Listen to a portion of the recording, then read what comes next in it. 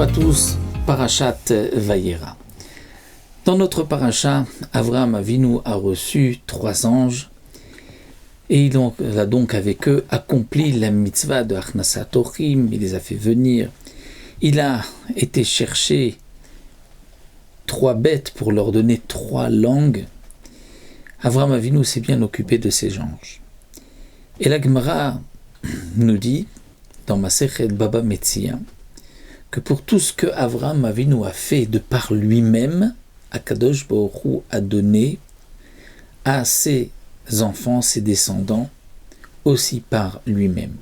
Et tout ce que Avraham Avinu a fait par un intermédiaire, alors Akadosh Baruch Hu va rendre aussi à la descendance d'Avraham Avinu par un intermédiaire, Mida Keneged Mida, mesure pour mesure. Avraham Avinu a couru chercher une bête au troupeau, eh bien Akadosh Baruch Hu amènera un vent qui amènera des cailles pour les Bnei Israël. Avraham Avinu a pris de la crème et du lait, alors Akadosh Baruch Hu va faire descendre la manne directement pour les Bnei Israël. Avraham Avinu était devant les anges sous l'arbre, Akadosh Baruch Hu aussi va se trouver devant le rocher au mont Chorev. Avraham Avinu alla avec les anges pour les raccompagner, alors Akadosh Baruch Hu aussi guidait et accompagnait les Bnei Israël dans le désert. Mais lorsque Avraham Avinu a eu besoin de prendre un peu d'eau pour les anges, il a demandé qu'on aille quérir un peu d'eau. C'est un intermédiaire. Eh bien, là aussi, les Bnei Israël ont reçu de l'eau par un intermédiaire, par Moshe Rabbeinu, mais pas directement par Akadosh Baruch Hu. On pourrait se poser une question. C'est que, en fait, qui est cette tierce personne que Avraham Avinu a fait appel? Eh bien, il s'agit, comme c'est marqué un peu plus loin, de son fils Ishmaël. Et pourquoi il a demandé à Ishmaël d'amener de l'eau?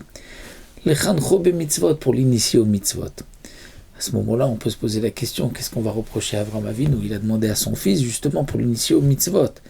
Donc, il l'a fait participer de ce midrash de la Gemara. On voit qu'au contraire, parce qu'il l'a fait par un intermédiaire, sa descendance recevra l'eau par un intermédiaire, mais pas directement, par Akadosh Baruch Hu. Eh bien, les Mefarshim nous expliquent que ici, la Torah veut nous apprendre que la meilleure éducation, c'est de montrer l'exemple à ses enfants. Non pas de lui dire « va faire », mais de faire soi-même, et le fils va voir ce que le père fait. Et c'est justement ce que Akadosh Baruch Hu a aimé chez Avraham Avinu, comme c'est marqué un peu plus loin dans le Passouk. Akadosh Baruch Hu a choisi Avraham Avinu parce que il prescrit à ses enfants, à sa maison, après lui, d'observer la voie d'Akadosh Baruch Hu. Donc Avraham Avinu, par sa conduite, va amener, par son exemple, son entourage à suivre le chemin d'Akadosh Baruch Hu. On retrouve la même idée chez Shimshon.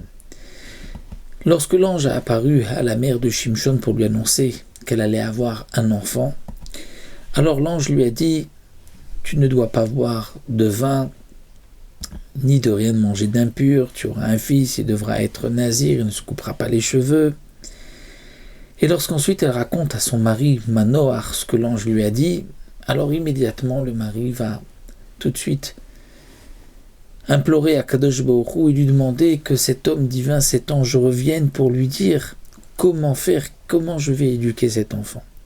Et l'ange revient et lui dit, tout ce que j'ai dit à ta femme de faire, tu dois aussi t'en abstenir. Donc tu ne manges pas toi de ce qui provient de la vigne, tu ne bois pas de vin, etc. Tu l'observeras. En fait, qu'est-ce que l'ange va prescrire à Manoach? Exactement les mêmes interdictions, ce qu'il avait dit à sa femme. Qu'est-ce que le Passouk rajoute ici? C'est qu'en vérité, Manoach a posé la question, comment vais-je éduquer cet enfant?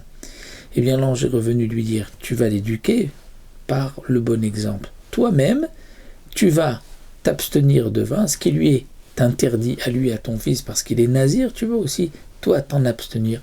Et de cette manière, tu vas donc l'éduquer en lui montrant le bon exemple. On peut terminer par une petite histoire.